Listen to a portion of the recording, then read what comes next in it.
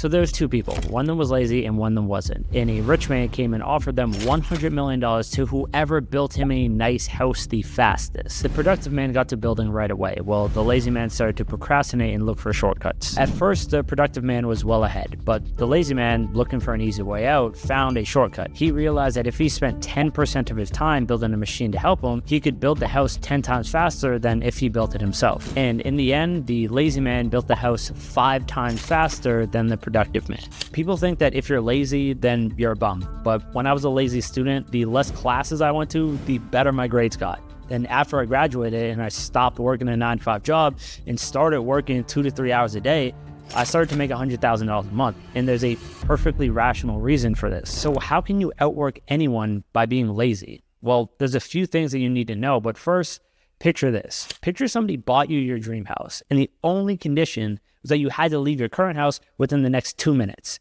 What would you bring with you? Probably just a few really valuable things, right? But now picture somebody told you the exact same thing, but you had 72 hours to get whatever you wanted. What would be the first thing that you'd take with you? Probably wouldn't matter as much, right? Because you have enough time to take everything. Here's the thing. When you have less time to do something, you focus on what's most important.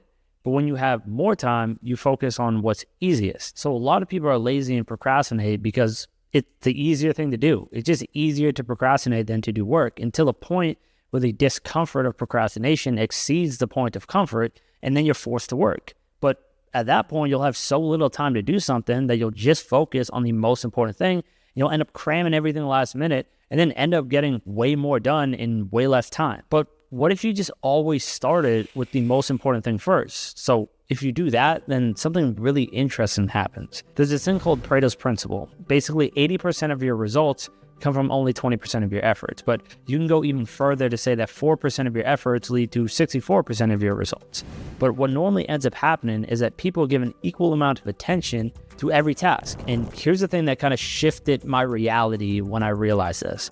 If I was dating a girl and she spent 1 hour cooking me dinner, I'd be excited. I would appreciate it, right? But I wouldn't be that excited, right? Because I've had a chef before to cook me things, and I order DoorDash all the time. So I just don't value cooking as much. But if we spent an hour talking or watching a show on Netflix or something, I'd be super happy. And in both situations, she would have spent 1 hour on the relationship, but led to completely different results in terms of how I feel. And if you think about that yourself, you'll realize there's things that your significant other can do for you that you value way more than something else. And it's not like you're saying that you don't appreciate the other things that they do.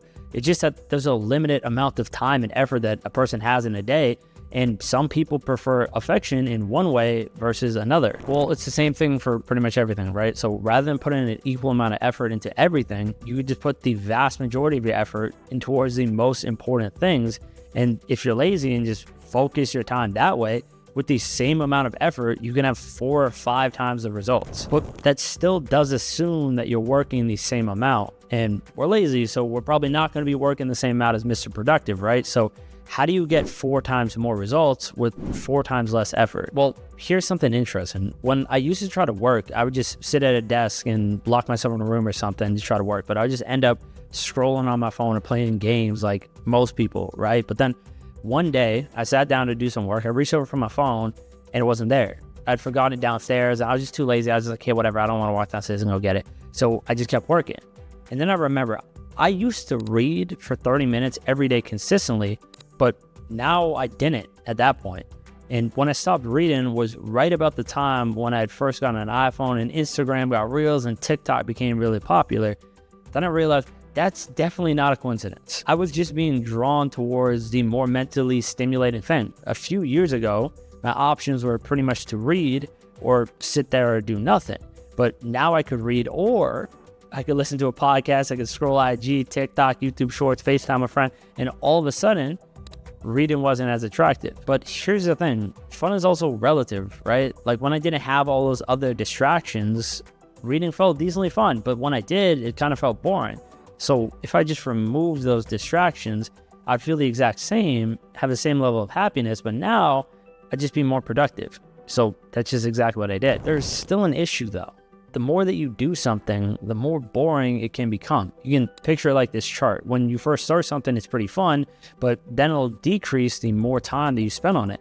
unless you follow this trick that video games designers use to make their games super addicting and all the most famous people in the world do to keep themselves on top. If you look at the best athletes in the world, they're not working out 24/7, right? They're probably actually only working out 3 or 4 hours a day, and then the other 20 hours, they're probably sleeping, eating, chilling, recovering, whatever, right?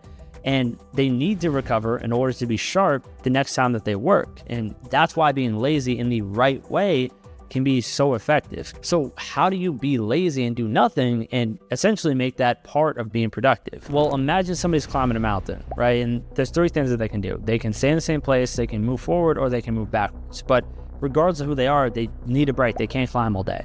But every time that they take a break, they're still on the side of that mountain, but their friends might not be on the same journey, right? So they're back down at the base of the mountain having some fun. So you can either stay in the same spot when you need a break and rest up so you can start climbing again faster tomorrow, or you can hike back down for some entertainment. Well, what ends up happening is people progress up that mountain towards their goals and then end up ruining it by climbing back down to hang out with the wrong people or making over-leveraged bad decisions when it comes time to take a break.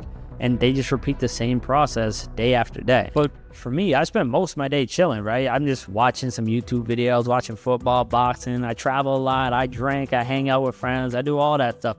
But what I'm not doing is getting blackout drunk till 6 a.m. What I'm not doing is going to the casino and putting $100,000 on black.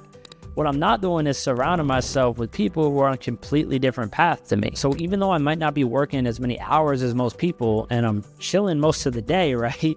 I can still accomplish a lot more because I'm consistently either moving up that mountain or staying in the same position till I eventually get to the top. But the biggest struggle for me, at least that I found, is finding those good surroundings, finding those people who are on the same path to try to be better while also enjoying life. And that's exactly why I made this channel. So if you want to be a part of that journey and you want more freedom in your life, subscribe, follow me on Instagram, and I'll see you guys in the next video.